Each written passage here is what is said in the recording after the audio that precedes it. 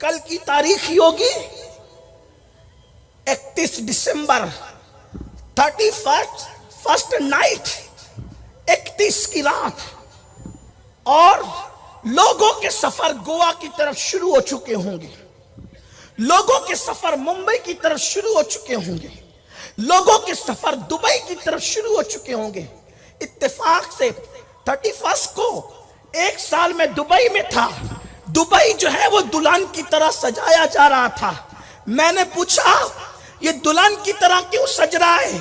تو کہا گیا کہ 31 کا انتظام ہو رہا ہے، جتنا پاپ دبئی میں ہوتا ہے اس رات میں اتنا پاپ کہیں اور نہیں ہوتا۔ ایک سال میں عراق میں تھا، میں نے دیکھا کہ بمبئی کے مسلمان ایسی 31 نائٹ نہیں مناتے ہوں گے جیسے عراق کے مسلمان مناتے، بلکہ بمبئی کے کافر ایسے نہیں مناتے ہوں گے، یا دبئی میں رہنے والے کفار ایسے نہیں مناتے ہوں گے جیسے عراق کے مسلمان منا رہے تھے۔ واللہ میری آنکھوں میں آنسو آ گئے۔ میں نے کہا ان دیکھو کم نصیبوں کو کہ ان کو بموں سے ہلاک کرنے والی قوم نے ابھی کل ہی ہلاک کیا۔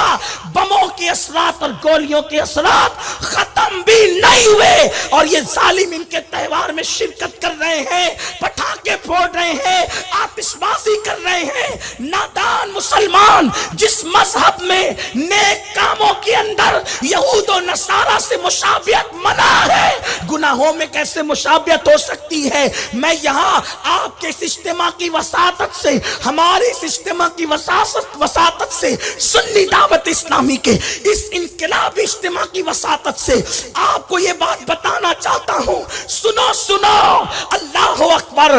اب ہمیں اللہ اللہ کسی کے تہوار میں شرکت کی کوئی ضرورت نہیں ہے، اس لیے کہ دوسروں کے تہوار میں وہ شریک ہوتا ہے جس کے گھر میں خود تہوار نہیں ہوتے۔ ہمارے یہاں تو عیدوں کی عید میلاد جیسا تہوار موجود ہے، ہمیں کیا ضرورت ہے کسی کے تہوار میں شریک ہونے کی؟ اور آج کل کچھ روشن خیال لوگ یہ کہتے ہیں کہ جیسے میلاد مصطفیٰ مناتے ہیں ویسے میلاد عیسیٰ منا رہے ہیں۔ ہم کہتے ہیں ظالموں سنو، میلاد مصطفیٰ کیا منائی گئی؟ سارے انبیاء کی میلاد اسی میں منا لی گئی، اب الگ سے کسی میلاد کی ضرورت ہے، اس لیے کہ سب کی میلاد کی وجہ مصطفیٰ جان رحمت کی ذات، وجہ تخلیق کائنات ہے مصطفیٰ جان رحمت۔ اسی لیے اگر کوئی کہے گا نا کہ اے رب آسمان تیرا شکر ہے، تو شکر کا حق ادا نہیں ہوگا۔ اگر کوئی کہے گا اے رب زمین تیرا شکر ہے، تو شکر کا حق ادا نہیں ہوگا۔ اگر کوئی کہے گا رب چاند و سورج تیرا شکر ہے، شکر کا حق ادا نہیں ہوگا۔ کھلانے پلانے والے تیرا شکر ہے، تو شکر کا حق ادا نہیں ہوگا۔ کیوں؟ کھانے کا شکر ادا کرو گے تو پانی کہے گا میں کدھر گیا، پانی کا کرو گے تو ہوا کہے گی میں کدھر گئی، ہوا کا کرو گے تو آسمان کہے گا میں کدھر گیا، آسمان کا کرو گے تو ستارے کہیں گے میں کدھر گیا، ستاروں کا کرو گے تو رات کہے گی میں کدھر گئی، رات کا کرو گے تو دن کہے گا میں کدھر گئی۔ اللہ اکبر۔ تو میرے آقا کے دیوانوں، سب کو گن نہیں سکتے تو سب کا شکر کیسے ادا کر سکتے ہو؟ تو قدرت نے گویا کہ کہا ایک ایسی نعمت عظمی تمہیں دے رہا ہوں، اس کے آمد پر شکر ادا کر لو، تو گویا کہ ساری نعمتوں کا شکر ادا ہو جائے گا۔ اسی لیے میرے امام نے جب حمد لکھی تو یہ نہیں کہا آسمان بنانے والے تیرا شکر، زمین بنانے والا تیرا شکر، چاند بنانے والے تیرا شکر، سورج بنانے والے تیرا شکر، سارے شکریہ کا بھی شکریہ ادا کیا اور کہا وہی رب ہے جس نے تجھ کو ہمتن کرم بنایا، ہمیں بھیک مانگنے کو تیرا راستہ۔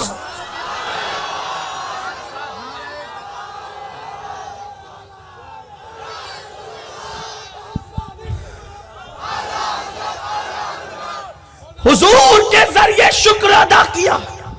اب آپ جناب عیسیٰ کا میلاد منانے چلے تو موسیٰ علیہ السلام کا بھی مناؤ، پھر جناب یوسف کا بھی مناؤ، پھر جناب داؤد کا بھی مناؤ، پھر جناب ایوب کا۔